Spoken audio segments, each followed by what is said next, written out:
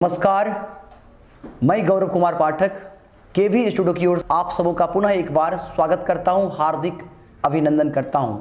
आज आप सबों को इस केवी स्टूडियो के माध्यम से एक ऐसे युवा शक्ति से मिलवाने जा रहा हूं जिन्होंने शिक्षा के क्षेत्र में नई कीर्तिमान स्थापित करके बेगूसराय से चलकर पटना तक अपनी पहचान बनाई है।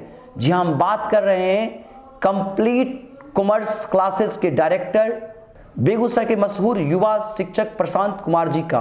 तो आइए इनसे मिलते हैं और सुनते हैं इनकी कहानी, इनकी जुबानी, साथ ही साथ कॉमर्स का हमारे करियर में क्या इंपॉर्टेंस है, कैसे आसानी से बच्चे कॉमर्स के कॉन्सेप्ट को सीखेंगे और समझेंगे। आइए इनसे जानते हैं।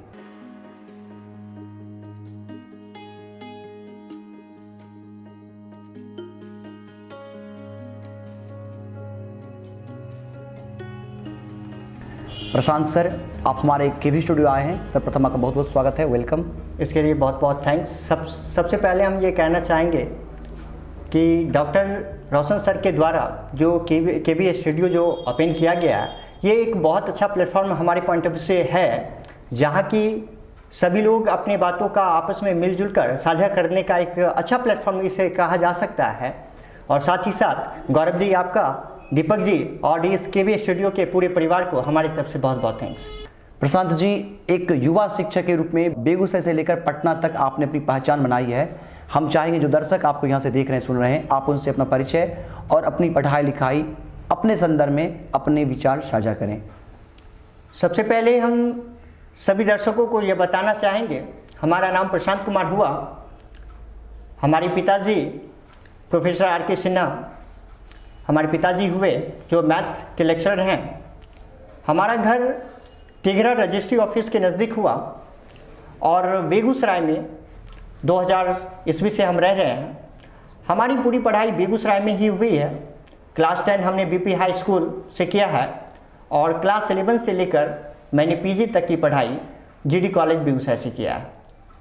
और फिर मैंने बीएड डॉक्टर जाकिर हुसैन दरभंगा से किया है। इस प्रकार से मैंने अपनी पूरी पढ़ाई कंप्लीट किया है।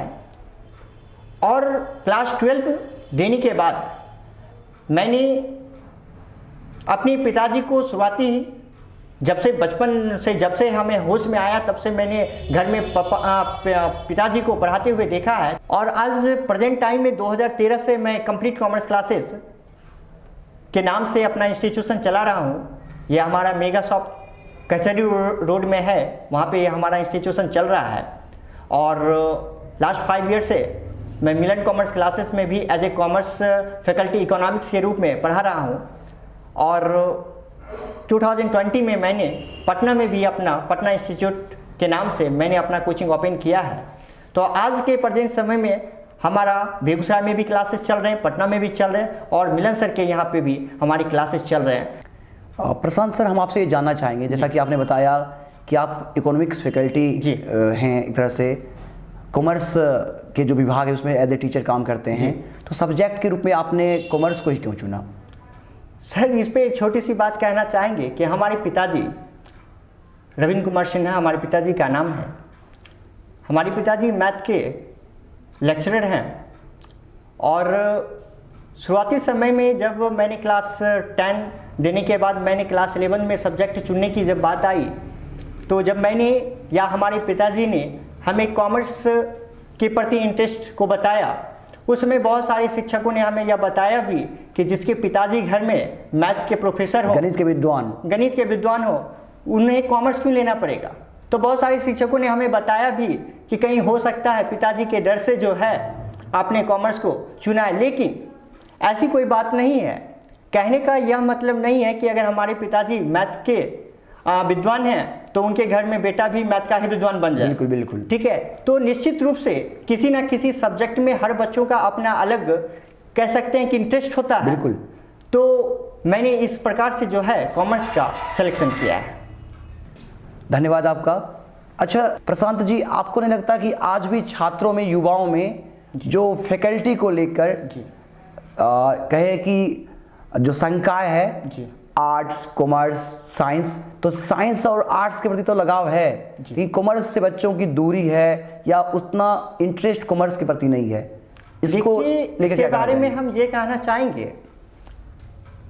कि पहले ऐसा नहीं था कि पहले कॉमर्स की पढ़ाई नहीं होती थी या कॉमर्स नहीं बच्चे पढ़ते थे। अगर यदि ऐसा हम कहते हैं कि कॉमर्स की पढ़ाई नहीं होती थी, तो हमारे जो गुरुजन हैं डॉक्टर एन पांडे हुए, जो बीएड कॉलेज में एज ए प्रोफेसर हैं अभी प्रेजेंट टाइम में, अगर वो अपने टाइम में कॉमर्स नहीं पढ़े तो वो फिर कॉमर्स के प्रोफेसर बने कैसे? जी जी। तो निश्चित रूप से कॉमर्स की पढ़ाई आज होने लगी ऐसी तो बात नहीं है। कहीं ना कहीं ये हमारी सोसाइटी में या कह सकते हैं कि पेरेंट्स में ये एक मानसिकता बन चुकी है कि बच्चे साइंस लेंगे तभी इंजीनियर बनेंगे, आर्ट्स लेंगे तभी वो यूपीएससी कम्पीट करेंगे। लेकिन एज ए कॉमर्स फैकल्टी होने के नाते हम ये ज़रूर बताना चाहेंगे कि जिस प्रकार हमारे सोसाइटी में साइंस या आर्ट सब्जेक्ट का जो स्कोप है उससे कई गुना ज़्यादा हमारे कॉमर्स में भी इसके स्कोप है, बशर्ते कि इस कॉमर्स के बारे में लोगों को थोड़ी कहीं ना कहीं कंसेप्ट में या कह सकते हैं जानकारियां में का अभाव है, जिसके अभाव में पेरेंट्स जो है वो बच्चों को फोर्सली कॉमर्स या आर्ट लेने का सजेशन देते हैं। लेकिन अभी भी हम बहुत सारे ऐसे बच्चों से कभी कभी मिलते हैं तो बच्चे कहते हैं कि सर हम कॉमर्स लेना चाहते हैं लेकिन हमारे पेरेंट्स कहते हैं कि तुम साइंस लेकर ही पढ़ोगे। जी जी। तो निश्चित रूप से ऐसे पेरेंट्स के लिए हमारा यह संदेश होगा कि वो अपने बच्चों को फोर्सली किसी सब्जेक्ट को ना दिलवाएं। जी जी। कई गुना ज़्यादा हम ये कहना नहीं चाह रहे हैं कि साइंस खराब सब्जेक्ट है या आर्ट्स खराब सब्जेक्ट है। सभी सब्जेक्ट अपनी अपने स्थान पे एक मायने रखता है, लेकिन बच्चों के लिए सबसे पहले यह जानना होगा कि जिस भी सब्जेक्ट का आप सिलेक्शन कर रहे हो उन सब्जेक्ट का स्कोप क्या है, उसके प्रति बच्चों का क्या इंटरेस्ट है। जी बिल्कुल। क्योंकि बच्चे अपने इंटरेस्ट के विपरीत अगर कोई सब्जेक्ट ले लेते हैं तो वही बच्चे फ्यूचर में कुछ नहीं कर पाते हैं। जी बिल्कुल। तो निश्चित रूप से कॉमर्स की जानकारी का अभाव आज भी हमारी सोसाइटी में है, जो आने वाले टाइम में धीरे धीरे थोड़ा कहीं ना कहीं दूर हो रहा है। धन्यवाद आपका। प्रशांत जी, हम आपसे ये जानना चाहेंगे कि हमारे डेली लाइफ में हमारे करियर के लिए या यूँ कहें कि हमारे होल पर्सनालिटी के लिए कॉमर्स का क्या इंपॉर्टेंस है, ताकि बच्चे इसका इंपॉर्टेंस समझें और कॉमर्स के प्रति लोगों के इंटरेस्ट जगे। देखिए, इसमें सबसे पहले ये बताना चाहेंगे अपने स्टूडेंट को या जो भी छात्र कॉमर्स लेने के प्रति इंटरेस्टेड होते हैं या जो कॉमर्स लेना चाहते हैं, कॉमर्स एक सब्जेक्ट मात्र ही नहीं है, बल्कि कॉमर्स सब्जेक्ट बच्चों के पर्सनालिटी, बच्चों के सोसाइटी कल्चर से जुड़ने और साथ ही साथ यह एक कॉमर्शियल सब्जेक्ट है। जी जी। जो बच्चों को पढ़ाई के साथ साथ कॉमर्शियल पर्पस से भी उसको कहीं ना कहीं आगे बढ़ावा देता है। जी जी। ऐसे जिस समय हम लोग पढ़ाई किया करते थे तो हम लोग के सर कहते थे कि सर कॉमर्स एक ऐसा सब्जेक्ट है जिससे 10+2 भी अगर कोई बच्चा कर ले तो कहीं ना कहीं जीविकोपार्जन के लिए एक रास्ता बन जाता है। जी जी। जहाँ की वहीं पर 10+2 अगर साइंस के बच्चे या आर्ट्स के बच्चे करते हैं तो निश्चित रूप से कॉमर्स के कंपेयर में उसमें थोड़ी परेशानी ज़्यादा होती है। जी जी। ऐसा सर लोग कहा करते थे, लेकिन आज इन चीज़ों को देखा भी जा रहा है कि कॉमर्स के अंतर्गत जो है यह एक कॉमर्शियल सब्जेक्ट है और कहीं ना कहीं बच्चों को, अगर मान लीजिए कोई बच्चे वीक फैमिली से बिलोंग कर रहे हैं तो उनके पढ़ाई अगर सही रूप से बच्चे 10+2 भी कर लेते हैं तो निश्चित रूप से उनके पढ़ाई के साथ साथ उनका एक कॉमर्शियल लाइन कुछ अर्न करने का एक रास्ता जो है यहाँ से ओपन हो जाता है। तो निश्चित रूप से बच्चे को यह जरूर कहा जाएगा कि वो कॉमर्स को लेकर एक अच्छा करियर, अपना एक अच्छा फ्यूचर बना सकते हैं। और कहीं ना कहीं कॉमर्स सब्जेक्ट से आज के समय में कुछ एक ऐसी लाइन है जैसे MBBS हो गया, डॉक्टर हैं, इंजीनियर हैं, उस लाइन में हम नहीं जा सकते हैं, लेकिन इसके अलावा जो भी हमारा लाइन है उस लाइन में हम निश्चित रूप से इन कर सकते हैं। तो सबसे पहले बच्चों को यह कहेंगे कि बच्चे इस कंसेप्ट को समझ लें कि कॉमर्स लेकर हम बैंक में ही जा सकते हैं, हम रेलवे में नहीं जा सकते हैं। ठीक है, ऐसा कुछ भी नहीं है। हम कॉमर्स लेकर हर उस जगह पे पहुंच सकते हैं जहां साइंस के बच्चे या आर्ट्स के बच्चे पहुंच रहे हैं। ठीक है, तो यही अपने बच्चों के साथ बताना चाहेंगे। प्रशांत जी, हम आपसे ये जानना चाहेंगे कि कॉमर्स के अंतर्गत कौन कौन से सब्जेक्ट आते हैं और किस प्रकार उन्हें उन सब्जेक्ट का ज्ञान दिया जाए, उन्हें अध्ययन कराया जाए, ताकि वो बेहतर रूप से उसके कॉन्सेप्ट को सीख सके और समझ सके। देखिए, कॉमर्स के अंतर्गत क्लास 11th और 12 में बच्चों को अकाउंट्स, बिजनेस स्टडीज़ जिसको हम लोग BST कहते हैं, और इकोनॉमिक्स और बिहार बोर्ड जो हमारा स्टेट गवर्नमेंट होता है उसी में एक सब्जेक्ट एंटरप्रेन्योरशिप भी होते हैं। ये 3 सब्जेक्ट के पढ़ाई करवाए जाते हैं और होते हैं। तो बच्चों के अगर बेसिक कंसेप्ट या अच्छे कंसेप्ट की बात अगर किया जाए तो सबसे पहले कॉमर्स के बच्चों में एक कहीं ना कहीं डिफ़ॉल्ट पाए ये जाते हैं कि कॉमर्स के बच्चों का ये मानसिकता साइंस वाले बच्चों के कंपेयर में ये होती है कि साइंस वाले बच्चे शुरू से डिवोटेड होते हैं पढ़ाई के प्रति, लेकिन कॉमर्स के बच्चों का ऐसा मानना होता है कि कम पढ़ाई में भी वो अच्छा कर सकते हैं। तो निश्चित रूप से अच्छे कंसेप्ट तभी वह ले पाएंगे जब वो बुक से जुड़ेंगे, पढ़ाई से जुड़ेंगे, शिक्षकों के साथ जुड़ेंगे, एक सही मार्गदर्शन देने वाले शिक्षकों के संपर्क में रहेंगे और पढ़ाई के प्रति अगर मेहनत करेंगे तभी उन्हें एक अच्छी कंसेप्ट मिलेगी और वही कंसेप्ट के बेस पर वो आगे भी निकल सकेंगे। तो निश्चित रूप से हमारे और यही अगर हम लोग बीकॉम जब करते हैं तो बीकॉम में डिफरेंट इसके सब्जेक्ट होते हैं, तो इस प्रकार से बच्चे आगे की पढ़ाई समझ सकते हैं। अच्छा, आपसे हम जानना चाहेंगे कि जहाँ पर युवा भिन्न भिन्न फील्ड में जाना चाहते हैं, अपने करियर की संभावनाएं तलाशते हैं, तो आपने शिक्षक बनना चाहा जी, इसकी प्रेरणा कहाँ से मिली? देखिए सर, इसकी सबसे पहले तो हम बता दें कि मैंने सबसे पहले बताया कि हमारे पिताजी मैथ के प्रोफेसर हैं। तो बचपन से ही हमने अपने घर में ही अपने पिताजी को पढ़ाते हुए, लिखाते हुए और साथ ही साथ एक जीविकोपार्जन के साथ साथ जो रिस्पेक्ट हमारी सोसाइटी में आज एक टीचर्स को दी जा रही है, कहीं ना कहीं ऐसा हमारा मानना है कि सोसाइटी में बहुत सारे जॉब होते हैं और उस जॉब में एक शिक्षक की जो जॉब होती है ये केवल और केवल जीविकोपार्जन के साथ साथ जो है ये सोसाइटी के बीच एक इज्जत मर्यादा के भाव से देखा जाता है। इसका अपना एक कह सकते हैं कि अलग अहिमत होते हैं। तो इस प्रकार से कहीं ना कहीं उन चीज़ों को देखकर हमें भी इस क्षेत्र के प्रति थोड़ी इंटरेस्ट जग चुकी थी। लेकिन जब मैंने पढ़ाना शुरू किया तो लोगों के लाइन में असफलता तो सबके क्षेत्र में आते हैं, तो हमारे क्षेत्र में भी कुछ ऐसी असफलताएं आई होंगी, निश्चित रूप से आए होंगे, लेकिन साथ ही साथ हमारे कुछ ऐसे विशिष्ट लोग हैं जो निश्चित रूप से इस क्षेत्र में आगे बढ़ने में हमें बहुत ज़्यादा हेल्प की हैं और आज तक करते आ रहे हैं। जैसे कि हमारे सबसे पहले आइडियल हमारे पिताजी जी कभी भी इस क्षेत्र में हमें कह सकते हैं कि यानी कि डिसमोटिवेट होने नहीं दिया। जी। जब भी डिसमोटिवेशन की बात आती थी तो वैसे एग्जाम्पल या अपने करियर की कुछ कहानियां ऐसी होती थी जिससे हमें मोटिवेट किया जाता था। और जैसा कि हमने बताया कि हमारे मिलन सर, हमारे शुरुआती दौर में हम ये निश्चित रूप से कहेंगे कि हमारे पढ़ाई में या पढ़ाने के शुरुआती दौर में हमें मिलन सर ने अपने कोचिंग में स्थान दिया और मैं वहीं से सही रूप से कह सकते हैं तो बेगूसराय में अपना कहीं ना कहीं मिलन सर के द्वारा ही शिक्षक के रूप में आपको शुरू से ही तैयार करने के लिए। बिल्कुल उनका शुरू से हमारा एक सपोर्ट रहा है और आज तक है और आगे भी रहेगी। और उन्होंने एक मार्गदर्शन के रूप में भी हमें जहाँ पर मार्गदर्शन की जरूरत हुई उन्होंने मार्गदर्शन दिया और इस प्रकार से मैंने इस करियर में आज तक हूँ। चलिए, धन्यवाद आपका। वर्तमान समय में जो शिक्षा की दशा और दिशा है, एक शिक्षक के रूप में आप इस पर क्या कहना चाहेंगे? देखिए, वर्तमान समय में जो शिक्षा की दशा है वो तो बिल्कुल असंतोषजनक है। इसके पीछे कहीं ना कहीं जिम्मेवार केवल शिक्षक या केवल बच्चे या केवल पेरेंट्स ही नहीं है, ये पूरी शिक्षा नीति ही है। हमारे जो एग्जामिनेशन सिस्टम है या फिर कह सकते हैं कि हमारे शिक्षक हैं या फिर बच्चे हैं, इन सभी को कहीं ना कहीं शिक्षा के महत्व को समझना होगा। शिक्षा, हम लोग कहते हैं मॉडर्नाइजेशन होना चाहिए, मॉडर्न हमें बनना चाहिए, लेकिन इतनी भी मॉडर्न नहीं बननी चाहिए कि ट्रेडिशनल की पढ़ाई ही छोड़ देनी चाहिए। जी। तो आज के समय में बच्चे सिर्फ और सिर्फ इतना ही शिक्षा को समझ बैठे हैं कि शिक्षा का मतलब होता है एग्जामिनेशन पास करना। जी। और इसी शिक्षा के अभाव में बच्चे के अंदर अनुशासन की कमी आने लगी है। कहीं ना कहीं इसके पीछे शिक्षक भी एक जिम्मेवार हैं कि शिक्षक भी शिक्षा को एक व्यवसाय के रूप में चलाने लगे हैं।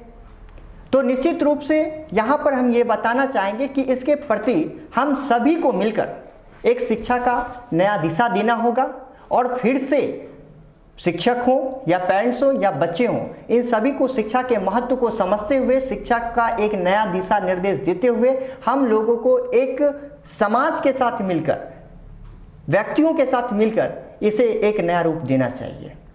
छात्रों को उनकी सफलता के लिए, युवाओं को उनकी सफलता के लिए, छात्र और युवाओं को उनकी सफलता के लिए आप क्या संदेश देना चाहेंगे? उनके लिए सबसे पहला हमारा संदेश होगा कि बच्चे पढ़ाई 12 मंथ का सिलेबस होता है। 12 मंथ अगर सिलेबस का दिया गया है तो निश्चित रूप से जो शिक्षा पद्धति में 12 मंथ का जो सिलेबस बनाया गया वो 12 महीना के लिए बनाया गया है। आज के समय में बच्चे की पढ़ाई की जो स्थिति है, वर्तमान जो स्थिति चल रही है, उसमें बच्चे पढ़ाई से शिक्षकों के साथ जुड़ने से बहुत पीछे जा रहे हैं। जी जी। जिस कारण से बच्चों की पढ़ाई की स्थिति बहुत ही खराब होती जा रही है। बच्चे एग्जामिनेशन के समय में एटम बम जी जी और परमाणु बम जैसे बुक को पढ़कर वो एग्जाम पास कर रहे हैं।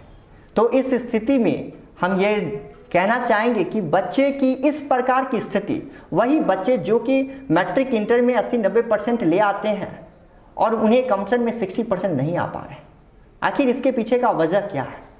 जो एटम बम यहाँ पे पढ़कर आपको सजेस्टेड क्वेश्चन को पढ़कर जो एग्जाम पास कर जा रहे हैं और फ्यूचर आपका डार्क हो जा रहा है। तो निश्चित रूप से जो फ्यूचर डार्क हो रहे हैं उस फ्यूचर को डार्क से ब्राइट बनाने के लिए हमें कहीं ना कहीं शुरुआती दौर से हमें बुक के साथ जुड़ना होगा और जो हमारा मेन जो सिलेबस है उन सिलेबसों पे विशेष तौर पर ध्यान देने होंगे। जो भी हमारे स्कूल हैं, कॉलेजेस हैं, कोचिंग हैं, वहाँ पे हमें निश्चित रूप से एक सही रूप से जैसे पढ़ाई होनी चाहिए, करनी चाहिए, उसके पीछे शिक्षक, पेरेंट्स और बच्चों तीनों का लगन होना चाहिए। उसके पीछे एक सही शिक्षक का मार्गदर्शन होना चाहिए। इससे बच्चे का निश्चित रूप से एक उज्जवल भविष्य बन सकेगा। देखिए, इसके साथ साथ जो आज के समय में वर्तमान स्थिति में जो दिख रही है, बच्चे प्रेजेंट के जो तरक भड़क जो माहौल आज के समय में चल रहे हैं, इंटरनेट हो, मोबाइल हो, टीवी हो, फेसबुक, व्हाट्सएप, इस प्रकार के बहुत सारे जो हैं, हम यह कहना नहीं चाह रहे हैं कि ये गलत है, लेकिन कहीं ना कहीं एक मिट्टी का भी लगाव होता है, जमीन से भी एक जुड़ाव होनी चाहिए। अगर सभी कुछ अगर गूगल पे ही होते तो समाज में शिक्षकों की कोई ज़रूरत नहीं होती। और इसीलिए कहा भी जाता है शिक्षकों के बारे में कि शिक्षक वह मोमबत्ती है की तरह होता है जो कह सकते हैं गुरु, जिसको हम लोग कहते हैं गुरु। गुरु का मतलब, गुरु दो शब्द से बना होता है, गु जो रू। गु का मतलब होता है आगे बताने वाला और रू का मतलब होता है अंधकार को हटाने वाला। यानी गुरु एक ऐसा अहम हमारे समाज में स्थान रखता है जो अंधकार रूपी जो हमारे जिंदगी में जो अंधकार कह सकते हैं कि एक छिपा हुआ जो होता है उसे दूर करने का काम करता है। जी जी। अगर बच्चे सारे चीज गूगल पर ही अगर अपडेट हो जाए तो गुरु का कोई अस्तित्व नहीं रहेगा। इतनी बात निश्चित रूप से है कि गूगल पे हम बच्चों को अगर कभी कहते हैं ऐसा कि बाबू सब कुछ यूट्यूब और सब कुछ गूगल पे ही डाला हुआ नहीं होता है, तो हम एक ही बात के द्वारा बच्चों का ये कह सकते हैं कि दिशा दे सकते हैं, समझाने के लिए बताया जा सकता है उन्हें कि गूगल पे डाला हुआ तो सब कुछ है, लेकिन क्या गूगल में यह कैपेसिटी है कि वो बता दे कि क्या सही और क्या गलत है? लेकिन गुरु में यह कैपेसिटी होता है कि वो बच्चों को प्रैक्टिकली रूप से सही और गलत को बता सकते हैं। जी जी। तो आज के जो ट्रेडिशनल माहौल जो हैं उस ट्रेडिशनल माहौल से थोड़ा दूर रहते हुए, थोड़े पढ़ाई के साथ जुड़ाव करते हुए उन्हें आगे बढ़ना चाहिए। अदरवाइज जो स्टूडेंट होते हैं वो अपने स्टूडेंट लाइफ में इसी तरह भर के ज़िंदगी को जीने के लिए घूमने में अगर वो बिता देते हैं तो कहीं ना कहीं आगे उनकी एक लाइफ जो ब्राइट होनी चाहिए वो डार्क बनकर रह जाती है।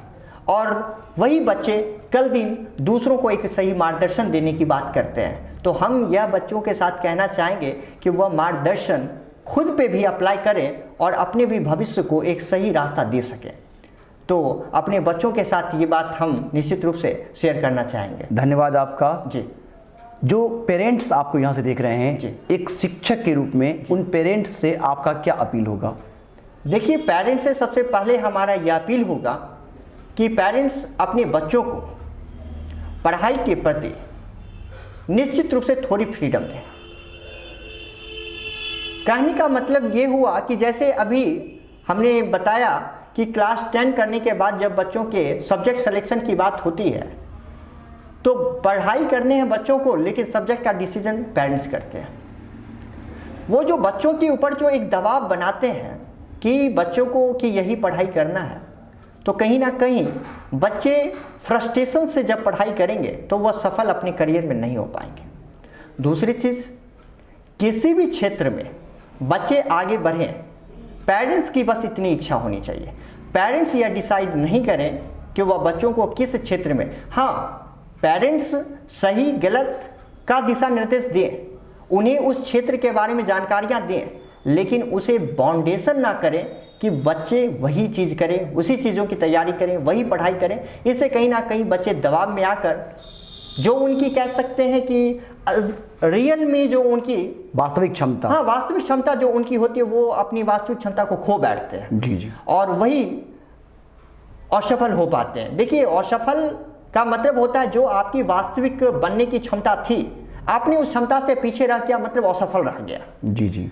तो कहीं ना कहीं हर लोगों को कुछ ना कुछ करना है, तो आप भी कुछ कर लेंगे, लेकिन निश्चित रूप से आपकी जो वास्तविक क्षमता थी, जिस क्षेत्र में आप कुछ बेहतर कर सकते थे, आप अगर उसको नहीं कर पा रहे हैं, तो कहीं ना कहीं उसके पीछे एक पेरेंट्स का दबाव भी बहुत बड़ा क्या होता है, कारण बन जाता है। तो पेरेंट्स से हमारा यह संदेश होगा कि वो बच्चों को सजेशन दें, लेकिन ऑर्डर देकर पढ़ाई ना करवाएं। उनके अकॉर्डिंग उन्हें पढ़ने की, उन्हें सब्जेक्ट सिलेक्शन करने की, उन्हें फ्रीडम मिलनी चाहिए। धन्यवाद आपका। प्रशांत जी, अब आगे का क्या प्लान है? अभी तो प्रेजेंट में एक शिक्षक के रूप में हम काम कर रहे हैं, और आगे की भी हमारी यही प्लान होगी कि मैं भी अपने बच्चों के तरह कुछ पढ़ाई करके अपने ज्ञान में वृद्धि करते हुए अपने बच्चों को भी उनके क्षेत्र में, उनके निश्चित रूप से उसका जो उच्चतम स्थान होगा, जो हमारी कैपेसिटी हो सकती है, वहाँ तक अपने बच्चों को पहुँचाने की हमारी प्रयास होगी। और हम चाहेंगे कि बेगूसराय जो हमारा कह सकते हैं कि शुरुआती दौर से हमारी पढ़ाई यहीं पर हुई है, हमारा घर यहीं हुआ, तो निश्चित रूप से बेगूसराय की जो शिक्षा की स्थिति है, या बेगूसराय में जो पढ़ रहे बच्चे हैं, उन्हें बाहर जाने की ज़रूरत ना पड़े, वह शिक्षा की स्थिति हम लोग बनाए रखें, जिससे कि बच्चे, जो भी गरीब बच्चे हैं, उन बच्चों को जो कैपिटल के अभाव में जो बाहर नहीं जा पा रहे हैं, उन बच्चों को हम बेगूसराय में ही वह शिक्षा देंगे, वह पढ़ाई की स्थिति देंगे, जिससे कि बच्चे यहाँ पर भी अपनी पूरी तरह से पढ़ाई को कंप्लीट कर सकें। धन्यवाद आपका। एक सफल शिक्षक के रूप में, एक युवा शिक्षक के रूप में आज आपने बेगूसराय से चलकर पटना तक अपनी पहचान बनाई है, तो आज यहाँ से हम चाहेंगे, तो आज इसका श्रेय आप किसे देना चाहेंगे? देखिए, सबसे पहले इसका श्रेय की अगर बात करें तो इसमें सबसे पहले किसी भी व्यक्ति का मनोबल शक्ति होनी चाहिए। मैंने वाकई में निश्चित रूप से बेगूसराय में मैंने 2 बच्चों को पढ़ाना शुरुआती दौर में शुरू किया था 2013 में, जब मैं बीकॉम पार्ट 1 में पढ़ाई कर ही रहा था। उस समय से मैंने शिक्षा के क्षेत्र में पढ़ाना भी शुरू किया था, और उन्हीं बच्चों के पढ़ाई के प्रति इंटरेस्ट और उनके मोटिवेशन से मैंने इस क्षेत्र में थोड़ा धीरे धीरे आगे बढ़ता हुआ चला गया। और मैं अगर अभी अपने बच्चों के बारे में बताऊं, तो अभी हमारे लास्ट सेशन में 2019 में हमारे डिस्ट्रिक्ट टॉपर, हमारे इंस्टीट्यूशन से खुशी कुमारी जो है, पूरे बेगूसराय डिस्ट्रिक्ट टॉपर से 2nd टॉपर बनी है जीडी कॉलेज की। जी जी। और वही 2019 के दिसंबर में सीएस फाउंडेशन के एग्जामिनेशन में सत्यम कुमारी फर्स्ट अटेम्प्ट में जो है सीएस फाउंडेशन एग्जाम को कंप्लीट की है। तो इस प्रकार की सफलताएं हमें कहीं ना कहीं आगे बढ़ने के लिए मजबूर कर दिया, जिस कारण से मैंने इस लाइन को कभी छोड़ने या इस लाइन से हटने का कभी मैंने सोचा ही नहीं, और इसी लाइन में अक्सर मैं लगा रहा, पढ़ाता रहा, और आज तक इसी क्षेत्र में जुड़े हुए हैं। और इसके श्रेय सबसे पहले हमारे उन सभी बच्चों को जाता है जो बच्चे हमारे साथ आज भी जुड़े हुए हैं, या हमारे पढ़ाई करवाने से वो सब अपने मुकाम पर पहुँचे हैं। जी जी। और इन सब के प्रति हमारे गुरुजी, हमारे पेरेंट्स, हमारी माँ, ठीक है, और हमारे जो भी शिक्षक हैं, ठीक है, या हमारे मिलन सर, ये हमारे मोटिवेटर के रूप में हमेशा से काम करते हैं और इसमें हम आगे बढ़ रहे हैं। धन्यवाद आपका। आज आप हमारे साथ अपने विचार साझा किए, यहाँ आकर कैसा लगा? ये तो सबसे पहले हम कहेंगे कि इसके लिए सबसे पहले तो थैंक्स हम डॉक्टर रोशन सर को बताना चाहेंगे कि इस प्रकार का प्लेटफॉर्म उन्होंने यहाँ पर स्टार्ट किया है, जहाँ की किसी भी प्रकार का हम लोग आपस में मिलकर अपनी बातों का साझा कर पा रहे हैं, जिससे कि अपने विचार को आज हम एक जगह पर, अगर सभी जगह जाकर अगर हम अपने विचार को रखना चाहेंगे तो वह विचार रख पाना बड़ा ही मुश्किल होगा। लेकिन यह एक ऐसा प्लेटफॉर्म है जहाँ पर हम बैठे अपने विचारों को सभी जगह, अपने शिक्षक को, अपने पेरेंट्स को या अपने बच्चों तक अपने कह सकते हैं कि विचारों को हम रख पा रहे हैं। इसके लिए तो सबसे पहले बहुत बहुत सभी इस पूरे कमेटी को हम थैंक्स कहना चाहेंगे और सबसे पहले आपको भी गौरव जी हम थैंक्स कहते हैं और केवी स्टूडियो को, पूरी टीम को हमारी तरफ से थैंक्स। बहुत बहुत धन्यवाद प्रशांत जी आपका कि आपने अपने विचार हमारे साथ साझा किए। बहुत बहुत आभार आपका जी, धन्यवाद। अभी आपने कंप्लीट कॉमर्स क्लासेस के डायरेक्टर प्रशांत कुमार जी के विचार सुने। इन्होंने बच्चों के संदर्भ में बच्चों के साथ साथ अभिभावकों, युवाओं और वर्तमान शिक्षा की दशा और दिशा पर अपने विचार रखे। जल्दी ये विचार आप हमारे YouTube channel stars of Begusarai को सब्सक्राइब करके देख सकते हैं। साथ ही साथ आए दिन और भी इस तरह के कार्यक्रम को देखने के लिए आप हमारे Facebook page doctor Roshan Kumar को भी फॉलो करके इस तरह का कार्यक्रम देखकर लाभान्वित हो सकते हैं और हमारे इस मुहिम का हिस्सा बन सकते हैं। मैं अपील करता हूं कि आप अपने विचार से हमें और हमारे इस अभियान को मजबूत करेंगे। बहुत बहुत धन्यवाद।